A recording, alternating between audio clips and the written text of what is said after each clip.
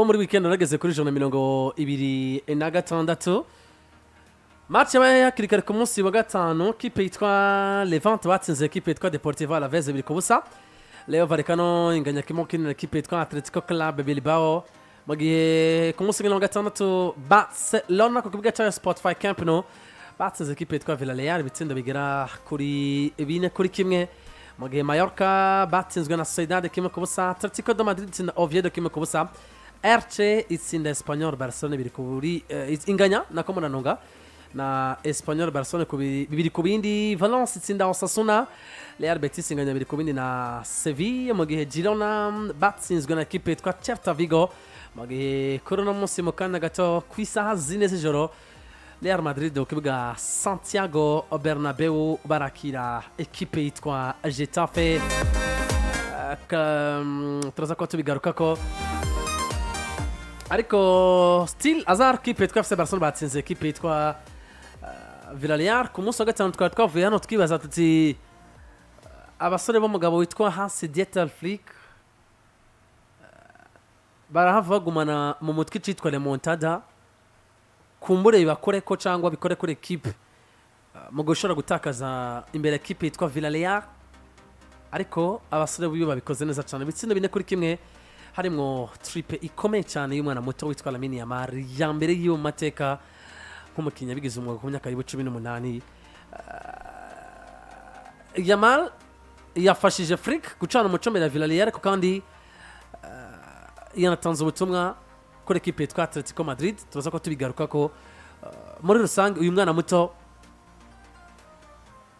akomeje kwereka isi y'umupira w'amaguru ko imyaka n'ivyo akora mu kibuga atasano bifitanye ibintu bigera kuri bitatu esprit Barcelona yategeza gukina na match nyuma yuko yagumye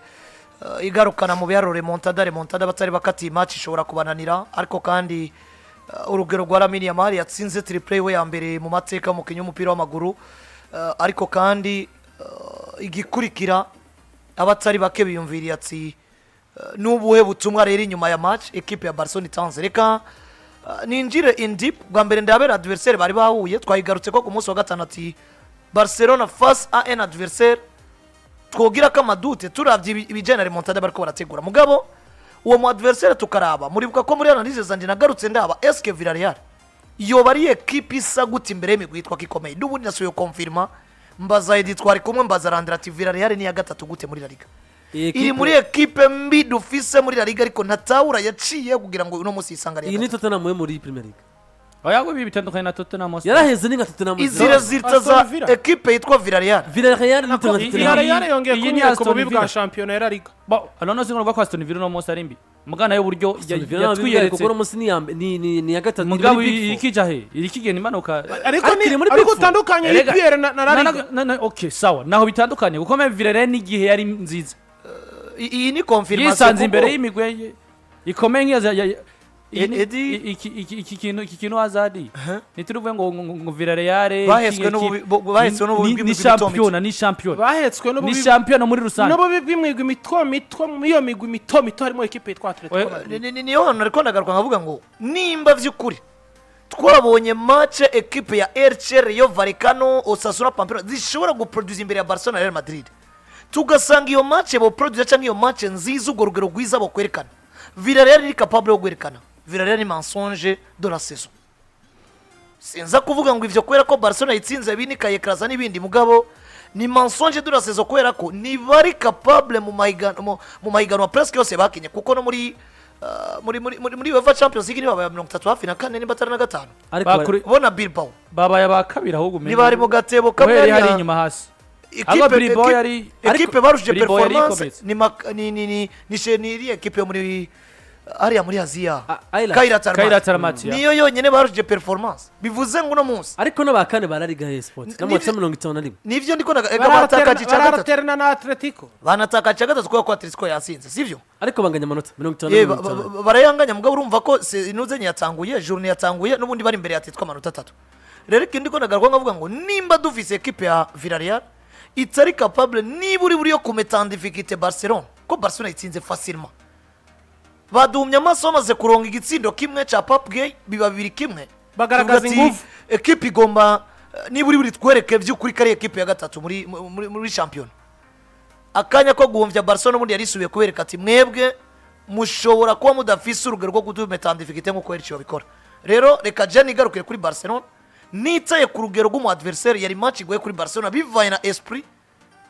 bategerezwa kwerekana mu kibuga nubwo bari motive no kuba bisanze Camp Nou kuko n'urugamba bariko barategura ni Camp Nou nyene ariko si match zose bakiniye Camp Nou zaboroheye wibuke bakinye badafise Frenkie de Jong wibuke kino gihe umugabo yitwa Ferran Torres na Robert Lewandowski bariko baralterna wibuke bari oblige kugarukana progressive mu witwa Pedri Gonzalez rimwe mu buye ry'imfuruka rikomeje inzu ekipe ya Barcelona mu ino projet uno munsi ivyo byose ubiteranije ni nakore karabikora umugabo witwa Hansi Dieter kuko uravye ngo muri yinjiye ku minota 50 line up yiwe yari hagati mu kibuga atagira Frenkie de Jong baherutse kugirira imvune mu bimenyerezo yari afise Marc Bena akagira Fermin Lopez ndetse n'uwitwa Daniel Olmo Carvajal bivuze ngo umugabo witwa Pedri Gonzalez yari kunebe yagombora abandi bivuze ngo ni ya sinzigene no yita ni kwa kujera abakinyi umugabo witwa Hansi Dieter yamanye surtout ku mukinyi wavuye mu vure ko yamaze ku mutama 59 match ya mbere na Pedri yakinye na Levante iriya match bari kwa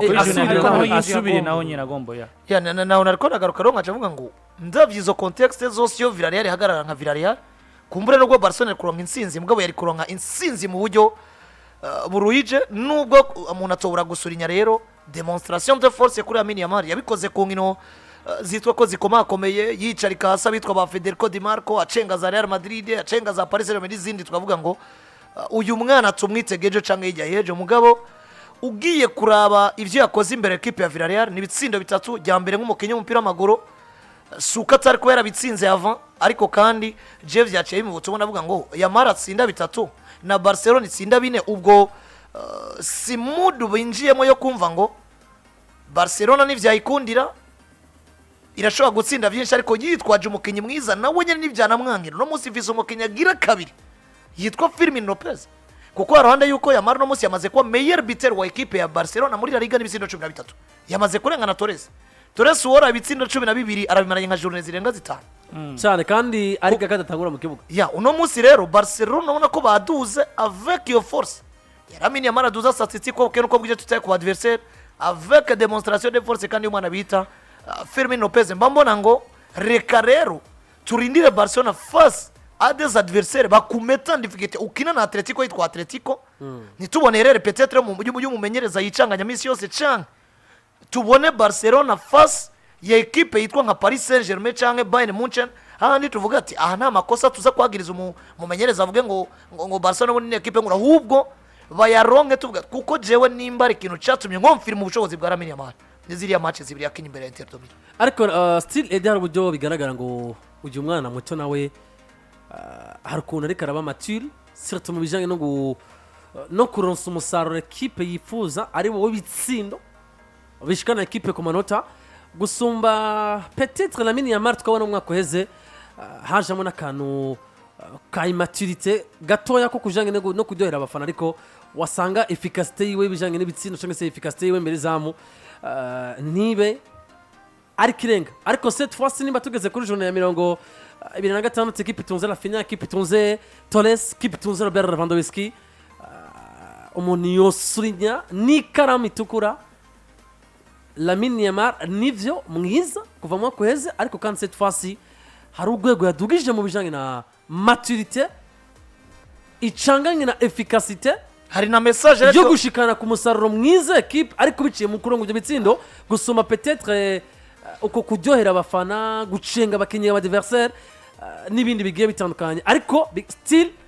wora bico bigeza ko equipe yosanga ari hafi ya nawe hari na message bwana Edi deja biriko biratanga kuko mwakweze twari muri débat yo kwiyumvira ati Barcelona twaye igikombe ninde mwiza kwa Barcelona abantu bakumva umenga Yamal umuntu ariko aramukwega ku nguvu kubera ko ico gikundiro biveni bya Rafinha ba Pedri n'abandi ariko no munsi turiko turinjira mu mwaka iyi maturité yiwe no kuba decisive kumbure bizotuma za débat zo mwakweze zigabanuka Lamine Yamal ni numwe mu basore bahuye n'ibintu byinshi inyuma y'uko sezo iheze cyane ya azada bigarutse ko kirunjye no kumushira kuri ku munzane ukaraba mbega ni c'est qui le meilleur joueur wa Barcelona mugageje kura mu bihembo by'abakinyi wasanga imisi yose Lamine Yamal agaruka imbere Rafinha mugabo abantu kurande deba bati Rafinha gize saison iri exceptionnelle bitsindo mu bitsindo mbere Yamal kahekwa na equipe gusoma peut-être iri n'izina ati n'izina ya Lamine Yamal babona ko bamushira imbere ivanye na projet y'igihe kirekire canke si yo yavuye uburyo yaje equipe yamishaka kwama ifisi izina riyihetse bakana ko bakanumengo Barcelona yoyo irikishira imbere Lamine Yamal gusumba Rafinha waje kura muri La Liga mere joueur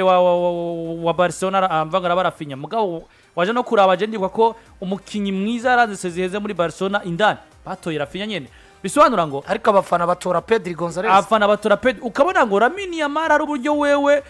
chaque match twaririmba Lamine Yamal chaque match twaririmba Lamine Yamal muga ibiharuro bikagira iki bikamuzibira kwitwa umukinyi mwiza w'igitangaza bisobanura ngo muri ntuze muri Black mu karuhuko sezi gitangura we na Nicole ibintu byinshi na Fatih Vasquez ibintu byinshi mugabo hari n'ibindi byavugwa ko mu myimenyerezo Lamine Yamal individuel akora yagwije cyane ikintu bitwa sens dobi sivyo gutsinda cyane exploitation y'iyo mipira ronka muri surface muri zone adverse akayitsinda nibyo utangiye mipira mugabo tsindi ibyo bitsindo wenyene vyeregeze kuva ko nyene navyo biri kose tuno mwaka client ya abegereye Lamine Yamal hari uburyo bumva ko uno mwaka tuza kwamirira ikintu kijanye no kuduza statistique hari uburyo n'ibimuvugwa n'ivyahora bimuvugwa ko inyuma y'ikibuga set face umwana ubona ko vyacureshe ku rugero rugaragara kuko nima dushobora kumara indwi zitatu kwezi amezi abiri utumvise ko Yamal atavya bindi vyuko yagiye mu kibuga yagiye he na he bigaragara ngo client iwe peut-être bashobora kuba barabahistoriye cyane kuko tugeze kubigaga tuvuga tuti fukura aba client kipe imyaka yiwe n'ivyo yegereye umugabo witwa Yamal imyaka yiwe n'ivyo mikeya ariko kandi agomba kuba afise client no munsi igomba kumwegera no kumwereka inzira nziza agomba guca mu gabo witwa umukinnyi mustar hari uburyo ubona ko ibimuvugwa kuri umunsi inyuma y'ikibuga pana kuri tapi ve na benshi babita yaragabanutse wonyine yarigeze no kwebwa kuno munsi ari concentré n'umupira mu gusumba ikindi cyose inkino 34 uruhara mu bitsindo 30 turi komisiyo confondi gushikura mwana 12 passes decisive muri La Liga uruhara mu bitsindo 22 13b 9 passes decisive niwe mere bitero no munsi wa Barcelona kandi wagereze no kura rega nawe meje wa La Liga kugeza ubu kuko namaze gutwara kagashimwe kumukinya ranze ukwezi irirenga rimwe namaze mengo gatwara kabiri waje no kuraba eske mu masatirizi Barcelona no munsi fisi ufashe Lewandowski ugafata Torres ugafata Rafinha ugafata na Lamine Yamal muri izo contributions z'ibitsino yaba gutushanse gutanga ayo mapasi Lamine Yamal ari hejuru niyo mukibona ngo afise yo consistency nimba no munsi utamanye igitoro cha Lamine Yamal witega pas decisive ya Lamine Yamal bigoye ko ava mu kibuga cette fois-ci bigoye ko ava mu kibuga atagize uruhare mu ntsinzi y'umugwi kandi n'inyuma y'ino souffrance ya Pibarji agaragara nk'umukinyi amagara yiwe yifashe neza gusumba abandi sivyo bisobanura ngo Landry gato cubandanyirizaho gutsinda ibitsindo bitatu nabonye bamwe bagenda bafata ibitsindo vyiwe na n'ivya Jude Bellingham bandi afata nako statistiques ziwe ni za Jude Bellingham ino saison bakufata statistiques ziwe ni za Bruno Fernandes nimba ari ikintu cambere abantu kiborohera no gukompara ko ya comparison nanabonye bamwe kuri poste za Barcelona bapostinga iyi hat-trick ya Lamine Yamal bamwe bati noneho nizere ko atazosura kugereranya Duwe na Estevao mugeranya n'uno mwana muri ibi rero ni vya biharuro bituma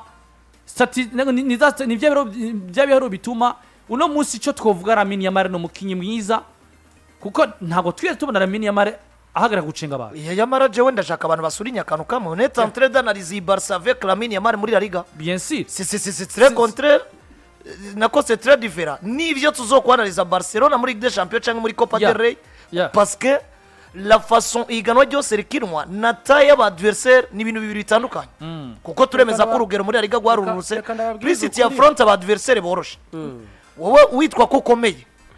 ukomeye mu boroshe hari ubukomezi bwo ukomeye mu bakomeye utabufise hari ikintu kimwe no munsi jewe nko kuri kuravuga namaze kubona mwana yitwa Lamine Yamal guhera ku rukino rwa International Milano match are kuri Stade Montjuic bagira ibitsindo 3-3 niwo munsi wa mbere natanguye kubona ngo hamwe entourage iyo no mwana yoba serie Lamine Yamal azo umukinyi w'igihangange uburyo yifatira ibintu mu ntoke uburyo aranversa Inter 2000 ukabona yuko aba defenseur harimo n'umugabo witwa Bastoni bariko baratramba Yeah. uno munsi batanguye saison avugwa ko agwaye pibarji avugwa mu bakobwa bagiye batandukanye ema muno munsi yahebanye na naka erega yatanguye na saison munsi hari umutwaro peut-être twibaza ko uzoshobora kumugora Yeah. 10 yarahabona equipe yitwa FC Barcelona akoniko kandi nagomba nze ariko still bigaragara ngo uwo mutwaro nivyo ramubaye ko ariko ntivyabaye nk'ivyabaye kuri Asuman Fati kuko peut-être on biteze Yamal azonanirwa na nimero 10 nkuko Fati yamunaniye mugabo no munsi urabe abakinyi bakwa FC Barcelona sindiko ndavuga ngo nibihangange ku rwego rw'abakinyi novuga ngo bagomba gutera ubwo bisi gusumba abandi ariko uno munsi umaze kugira abakinyi barenga 1 2 3 4 bafise ibiharuro bigomba gutuma umuntu yicara kanaliza umumoza agira ibiharuro kuko nzombwira ngo umukinyi ngo yitwara Lamine Yamal ngo ni mwiza ngo kubera dakina IPL ahubwo ico gituma dakina IPL nta nuwuzi yuko yabadakina muri IPL yoba mwiza gusumba ngaha uno munsi agendana ibitsindo 18 toute competition confondi na assist 13 ibi binyereka ngo Lamine Yamal yaratahuye ico Barcelona isiguye kuri we ico kwitwa umunya Espagne bisiguye kuri we nico kwambara nimero 10 yambaye umugabo witwa Lionel Messi bisiguye kuri we muri Espagne premièrement uno munsi bavuza abakinyi b'abastar batunze kuva Espagne baho Yamal muri 10 azama amaze gutanga iki ero yonyene niyo ero yari kumwe n'umwana yitwa Nico ariko kandi deje ko ubujya yitanze ku myaka yiwe mike 17 ver 18 Lamine Yamal ako kantu ko kumva ko muri Espagne nta mustari wa wundi ari remarquable nko kumva ngo Portugal yaratunze Cristiano, Argentina yaratunze Messi, Brazil yaratunze Neymar, abafaransa baratunze Mbappe. No muze Espagne abantu nabo yigeze itunga. Abagubira ati twaratunze Villa. Bakubwira ngo baratunze Villa, baratunze Torres. Bakubwira ko batunze Iniesta. Mugabo no munsi Lamine Yamal entourage yiwe yabaye serie cyane. Ari focused cyane no gutsinda gusumba gucenga. Nivyo mu mwaka weze twamenye Lamine Yamal mubi kwikorozi kabisa. Ahura no mu defenseur akumva twahuye. Mugabo nkuko yagereka bivugana no munsi ntiyagaritse gucenga mugabo acenga avec décision y'abantu bakuze uno munsi afise umutwaro ukomeye jewe abantu bataza kuvuga ngo yatsinze hat-trick Villarreal ngo ni Villarreal yasubiye inyuma ego Villarreal yasubiye inyuma mugabo Lamine Yamal no munsi version yiwe hamwe iyi hat-trick yitsinda Real Madrid abantu twava tuvuga ngo Lamine Yamal yaguye kuri Real Madrid ahubwo 10 jours au jour umwana ari kwa revoriwa mu bijanye n'amadecision afata mu kibuga umwana ariko arevoriwa ku rwego mpuzamakungu uno munsi Barcelona iri muri course y'ibikombe hamwe batwaye La Liga bagatwara Champions League bakagera kure canke muri Champions League hashoboka ejo dushobora kubona ibiharuro Lamine Yamal ariko aradugako bimutuma kwitwa umukinya afise Ballon d'Or ku myaka 18-19 ibi vyose ni ibintu Lamine Yamal akorera kakamenya ngo nimba jewe mu mwaka heza haravuzwe ko Barcelona ifise ubusatirizi butyaye harimwo Lamine harimo Rafinha harimo n'umugabo witwa Lewandowski uno munsi watumye tubabeza gusumba twese yitwa Rafinha akaba atari mu bihe vyiwe vyanyavyo pourquoi pas jewe ntofata izo decision kuko Rafinha ari proche cyane n'umwana yitwa Lamine Yamal ku buryo wamubona n'amadecision bafata mu kibuga Lamine Yamal agaragara nk'umuntu yubaha Rafinha cyane ariko ndiko ndabona tout simplement ariko arabaho no kugira amahirwe kuko c'est une saison un peu difficile kuri equipe ya Barcelona chima no kumigwi nka yose kuko turiko turabona urugero rw'imigwi yitwa ko yatanze ingufu nyinshi mwaka weze ufatiye ku bakinyi ngendegwa ko bamwe bama mu kibuga ingorane bariko barahura nazo rero duciye tubona wowe ubwiriwe amahirwe ampisi ugacuza ku expose statistiquement turashobora kwiyumvira ngo lo collectif ya Barcelona irakora cyane kuko ivyo twari twiteze muri Rafinha mwaka weze yakoze twagumye tubiprojecta muri Rafinha nyene mugabo no munsi bigomba bikoreye amari probablement tojo kwizera ati ivyo twari twizeye muri Yamal mwaka weze ko agomba gusubira ku produce no munsi biriko biraproduce umugabo yitwa Firmino Lopez tukagaruka twavuga ngo ivyo Pedri yari yaproduce mwaka weze est-ce que no mwaka pourquoi pas tuhava tubituma wundi mugabo dafise nka Pedri Carol nivyo Pedri n'a pas produit beaucoup en matière ya statistique mugabo inyubako ni kintu gikomeye cyane abantu bakora bona touch wanashaka kuravye statistique za Pedri kuva tangura gukinira Barcelona statistique zikiri wewe bari ibiharuro wahava uvuga ko Pedro ari mukinya asanzwe muga mu nyubako za equipe niwe mukinyi equipe buri gasafaringa naho ndiko ndagaruka ncavuga ngo rero nimba football igizwe n'inyubako please abaza kutwereka ko izo nyubako zafashe abariyo difference hagati y'akazi ka Lamine Yamal na ka Pedri Gonzalez aba ariyo difference hagati y'akazi ka Marc Bernard na ka Firmino Pesa Karura aba ariyo difference hagati ya Rafinha n'uwitwa Eric Garcia cyangwa uwitwa Frenkie de Jong mugabo ico no kwangloba nuko ino La Liga y'uno mwaka hari ukuntu basubiye n'ubundi gukonfirma cyangwa basubiye kuza biyerekana nka equipe nubwo batsitaye imbere ya Sociedad bagatsitara imbere ya Girona Madrid ikabapressa ariko n'ubundi nkuko je nanabivuze n'igihe Madrid yari ifite ikibanza ca mbere inkino basigaje peu importe les adversaires basigaje guhura nabo je Barcelona yigira mu favori bivanye nuko yo igwana n'ikibazo cy'ukuntu ibitakaje nk'urukino karoro gusumba uko Madrid itakaje urukino igwana n'ikibazo cy'ukuntu yatakaje urukino ikagwana n'ikibazo c'ivyo Vini ya produce wo munsi cyangwa Mbappe ikagwana n'ikibazo c'umupira bakina no munsi ko ari wazosubire c'umupira bakina ikagwana n'ikibazo cyo kumva ngo esko mumenyereza dufise hari icarushije Alonso yagiye sinzi ko mumva ukuntu iyo utakaje ugwana na byinshi ubutandukanye n'umwe atakaza akavuga ngo eske abakinyi banje bari concentré kuri batakaze match ugasanga solution irondera ku kintu kimwe gusumba ubundi muntu atakaza solution akayirondera he akarondera mu bintu birenga bitatu ahubwo ico bari nk'inkuru je nko nivyo riracana inota rimwe kandi inota rimwe biba bigishoboka ndiko ndasaba Imana peut-être ino suspense ibandanye gushika kuri match ishobora kubahuza kuko azoba ari umwanya wo gukonfirma hari abakubwira ati wowe watsinze nakumuguye ko wabahagarikizi barakujyamiye wowe vyagenze ukuntu mugabo no munsi bagirwa amahigwe bagahura hagati y'abari difference y'inota rimwe cyangwa amanota abiri dufata karuru uzati je nkamutsinda ndamwenuriye uwundi nawe azati tukanganya ndaguma imbere yewe cyangwa ninamutsinda ncasubira mfata ikibanza ca mbere iraza kuba ari balance imeze neza nubwo je nazobura kunegura urugero rwo muri La Liga muri no sezo kuko nimba tugeze ku rwego rwaho equipe nka Bilbao equipe nka Villarreal equipe nka Valence equipe we ndiko ndavuga Bilbao na Villarreal nk'izage muri Ligue des Champions zinanigwa kwikarifya niburi muri barrage tugeze ku rwego rwaho imigwi igenda ari 5 muri Ligue des Champions tukabona umugwi umwe wenyene urengana muri 8 za mbere iyindi biri gaca muri barrage nawe nyene gakwa kugwayo umwe agasezera bridge bagize match bagize 3 partout uwundi agasezera Benfica yayisindiye muri Portugal igitsindo kimwe mugabo avec des polémiques nyinshi ubona ko n'umuntu atakina produce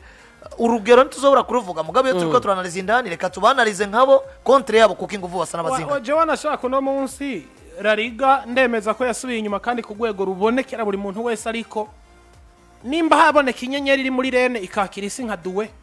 Paris Saint-Germain kagira umunsi mwakira akayibera igitangaza jewe nze ntinye kuvuga umwana yavuye muri La Masia yatuzi ko iproduiza abakinyi bateye ubwoba ku rugero nka runo ukabona ngo uno munsi ugiye kuraba uburyo bakina Lamine Yamal agomba kuba ari umukinyi azoduza performance du jour au jour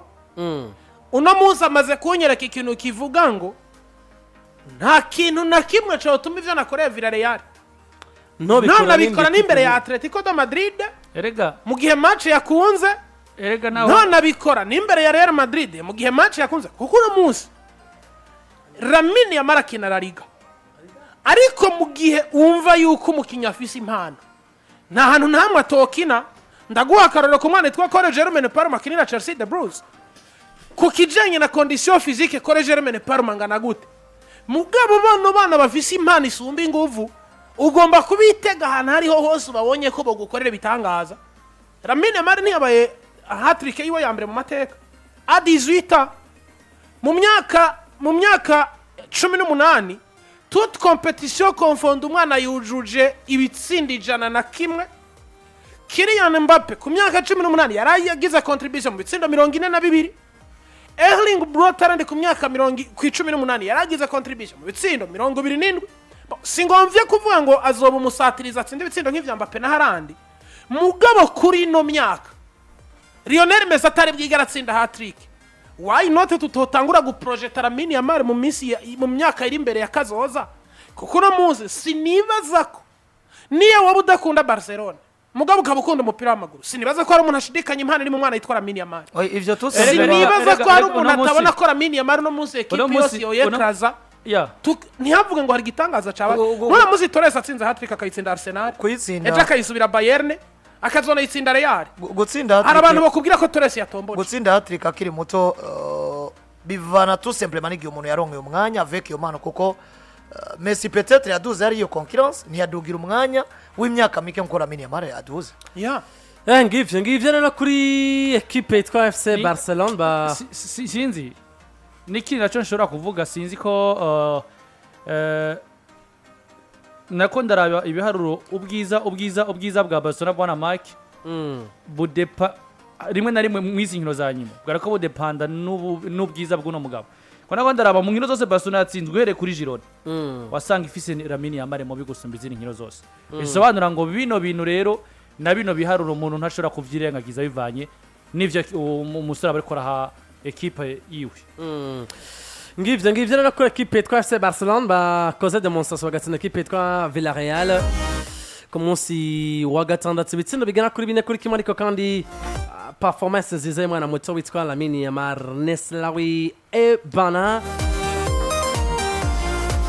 Barcelona rero nako batanga umuco mwiza cyane ku gikombe cya championnat uno mwaka muri La Liga EA Sport